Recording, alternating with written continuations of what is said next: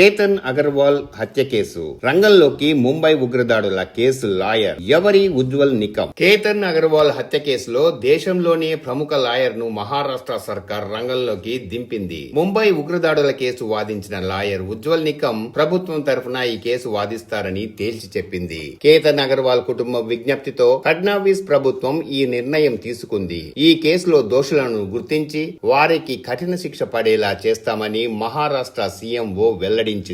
దేశవ్యాప్తంగా పెను సంచలనం సృష్టించిన పూణే వ్యాపారవేత్త కేతన్ అగర్వాల్ హత్య కేసులో సినిమాను మించిన ట్విస్టులు చోటు చేసుకున్నాయి. కాబోయే భర్తను లోయలోకి తోసి కాబోయే భార్య హత్య చేసిన ఘటనలో దర్యాప్తు ముమ్మరంగా సాగుతోంది. ఈ కేసులో దేశంలోనే ప్రముఖ లాయర్ ఉజ్వల్ నికమ్ ను ప్రత్యేక పబ్లిక్ ప్రాసిక్యూటర్ గా మహారాష్ట్ర ప్రభుత్వం నియమించింది. ఉజ్వల్ నికమ్ నియామకానికి సంబంధించిన విషయాన్ని మహారాష్ట్ర ముఖ్యమంత్రి కార్యాలయం ఎక్స్ వేదికగా ప్రకటించింది. పూణేలోని చారిత్రక లోహ్గఢ్ కోట వద్ద కేతన్ అగర్వాల్ ను లోయలోకి తోసి హత్య చేసిన ఘటనలో అతడికి కాబోయే భార్య సియా గోయల్, ఆమె ప్రియుడు చేతన్ నిందితులుగా ఉన్నారు. అయితే కేతన్ అగర్వాల్ మృతి పట్ల తీవ్ర దుఃఖంలో ఉన్న అతడి కుటుంబ సభ్యులు ఈ కేసులో తమకు న్యాయం చేయాలని శుక్రవారం మహారాష్ట్ర ముఖ్యమంత్రి దేవేంద్ర ఫడ్నవీస్ ను కలిసి విజ్ఞప్తి చేశారు. తమ కుమారుడి మరణం కేసులో ఫాస్ట్ ట్రాక్ విచారణ చేసి దోషులుగా తేలిన వారికి కఠిన శిక్ష విధించాలని కోరారు.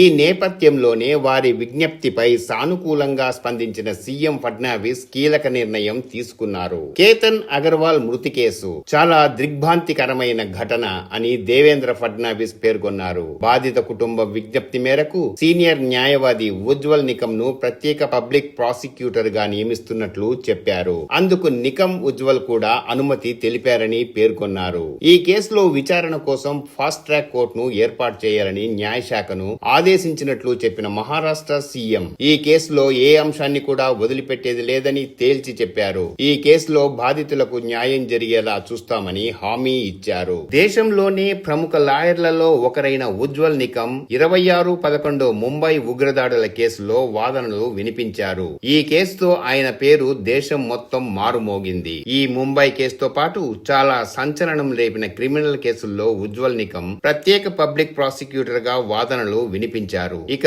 2024 లోక్సభ ఎన్నికల్లో బీజేపీ తరఫున ఉత్తర మధ్య ముంబై నియోజకవర్గం నుంచి పోటీ చేసి కాంగ్రెస్ అభ్యర్థి వర్ష గైక్వాడ్ చేతిలో పరాజయం పాలయ్యారు. ప్రస్తుతం ఉజ్వల్ నికమ్ రాజ్యసభ ఎంపీగా కొనసాగుతున్నారు. దీంతో ఈ కేసు ఇప్పటికే దేశం మొత్తం సంచలనం రేపిన ఈ కేసులో ఉజ్వల్ నికమ్ వాదనలు వినిపిస్తుండడం మరింత ఆసక్తిగా మారింది.